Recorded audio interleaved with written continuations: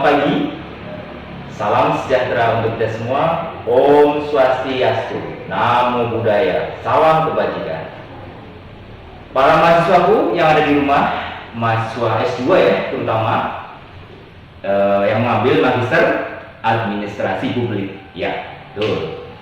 Adapun yang juga magister ekonomi pertanian juga boleh sekaligus mendengarkan oleh Bapak juga ya. Tapi ini juga bisa didengarin oleh semua mahasiswa yang S1 juga boleh, siapapun juga boleh ya, karena ilmu ini boleh untuk siapapun. Mata kuliah metodologi penelitian yang Bapak sampaikan pada hari ini, ya. Sekarang tanggal berapa? 19 ya. 19 Maret 2020. 4 hari kita tidak bertemu di kelas ya, tapi kita ketemu di online, nggak apa-apa ya. Nanti Bapak akan terangkan pelan-pelan dan nanti ada tugas yang bisa diselesaikan di rumah. Oke, mari kita mulai. Mata kuliah apa? Metode penelitian. Oke, research metodologi. Oke, jadi metodologi penelitian ini untuk yang S2 dia harus ada capaian pembelajaran, yaitu mahasiswa harus bisa membuat proposal tesis. Ini beda dengan skripsi ya. Kalian dulu kan sudah pernah S1 nih. Kalau S2 kan udah beda nih, harus lebih berbobot dong, ya kan? Tidak boleh seperti S1. Wah, ini daftar pusakanya cuma 5 orang, nggak boleh ya. Kalau tesis proposalnya ya minimal 20 deh. S1 aja udah 15 lebih ya kan? Nah, apalagi proposal tesis minimal 20, daftar pusakanya udah nanti ya. Di samping itu terdiri dari apa? Minimal ada jurnal dan buku, ya kan? Karena ini adalah muatan yang penting untuk pembuatan proposal tesis, ya kan? Nah, 20 tadi itu minimal 10 dong jurnalnya. Nah, lebih dong, minimal 10 kalau bisa jurnalnya ya. Kalau bisa minimal jurnalnya 10, jadi 30 totalnya kalau itu lebih bagus seperti itu. Kedua, mahasiswa harus bisa membuat artikel ilmiah. Nah, ini dia. Artikel ilmiah ini nggak usah banyak-banyak, 7 halaman, 10 halaman, tergantung masing-masing tujuan dari jurnal. Kan setiap jurnal ini ada jurnal seperti ini. Nah, ini ada jurnal ya. Jurnal itu adalah kumpulan apa? Kumpulan hasil riset. Nah, ini. Nah, kalau ini kenapa ada volume? Nah, volume itu artinya tahun berapa jurnal itu mulai start didirikan. Misalnya nih, jurnal administrasi publik. Berdiri tahun 2018. Sekarang tahun berapa? 2020. Berarti sudah berapa tahun? Udah 2 tahun. Berarti volumenya paling tidak ya kan mulai 18, 19 yang kedua, berarti ketiga 2020, berarti yang ketiga berarti volume ketiga. Nah, itu. Nah, kalau nomor ini kan di sini kan setiap jurnal itu ciri-cirinya harus ada nomor nih. Nah, nomor 1, 2, 3, 4 itu artinya kalau nomor 1 misalnya jurnal itu setahun 2 kali nih. Setahun 2 kali berarti kadang-kadang ada 2 kali, ada 4 kali, ada 3 kali ya, tergantung ya jurnalnya. Kalau setahun 2 kali berarti misalnya Juni sama apa? Sama Desember misalnya kayak gitu ya. Nah, itu berarti kalau Juni nanti berarti nomor 1. Berarti kalau Desember nomor 2 itu adalah ciri-ciri jurnal, oke? Dan ada ISSN, International Standard, International Serial Standard Number, ya kan? Ini ada ISSN-nya. Oke.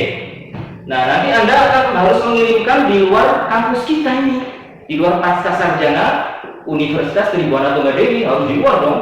Nggak boleh ada di kampus kita, harus dikirim ke kampus yang lain, misalnya kampus di Bandung, Jakarta, Surabaya dan seterusnya.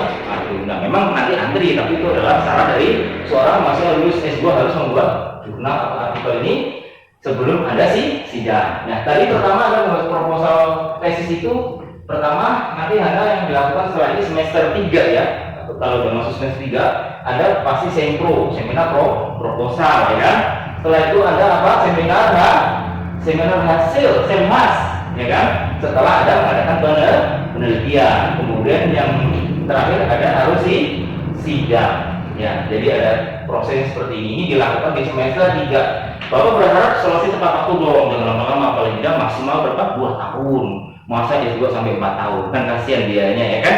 Apalagi mereka yang dibiayai oleh orang tuanya, kan kasihan. Apalagi juga dibiayai oleh negara, jangan sampai lah ya, cepat-cepat dari kasih negara, ya kan uangnya dari rakyat, kan kasihan kalau yang dari rakyat kalian malas-malasan, kalian tidak menyelesaikan S2 dengan tepat waktu, kan kasihan negara ya kan? Oke, jadi semester 3 baru selesai ini semuanya, semester 4 sudah dong, ya kan? Sudah selesai, paling tidak sidang. Oke, kita kembali lagi tadi, apa tadi mata kuliah kita tadi, metodologi penelitian membuat proposal. Nah, yang utama di dalam mata kuliah kita ini, yang pertama, nanti kita masuk ke bab 1. Nah, bab 1 biasanya apa?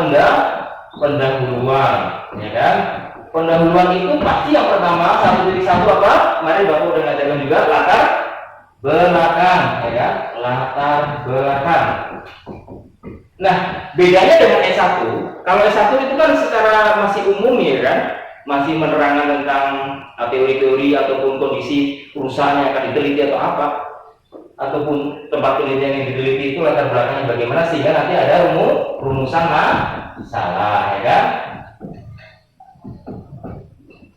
Nah, kalau S2 di latar belakang ini harus ada minimal ada 4 poin.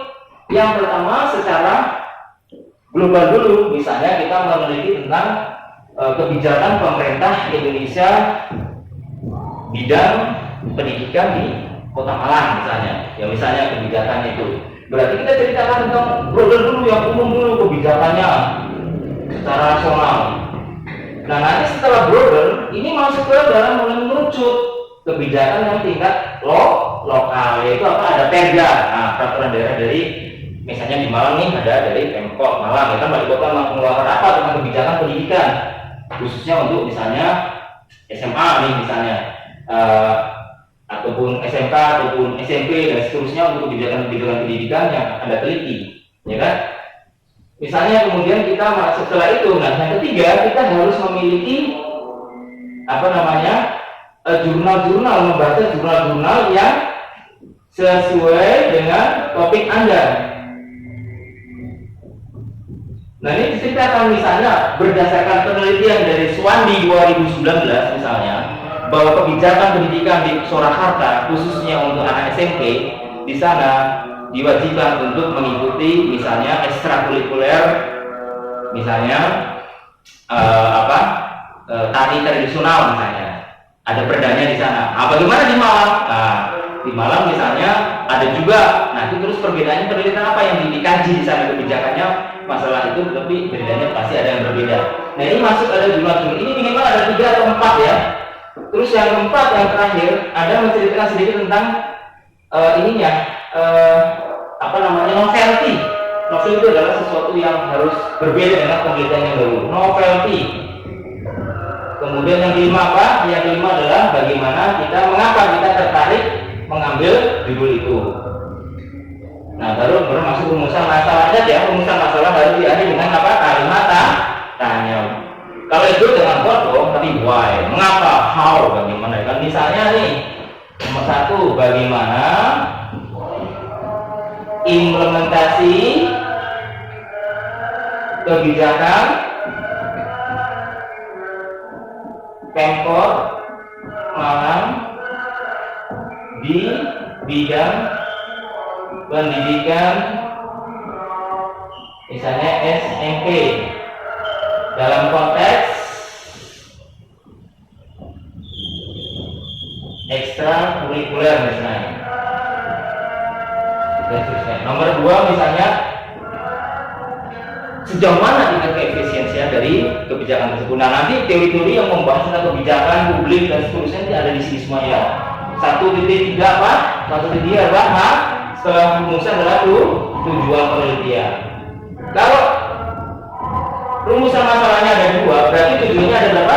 2. Yang terakhir nih apa? Manfaat penelitian. Kalau S2 harus ada manfaat untuk tempat di mana ada. Oke, sementara ini dulu, kita sambung minggu depan. Tetap semangat, stay at home, don't be panic. Semangat belajar dan pengetahuan. Assalamualaikum warahmatullahi wabarakatuh.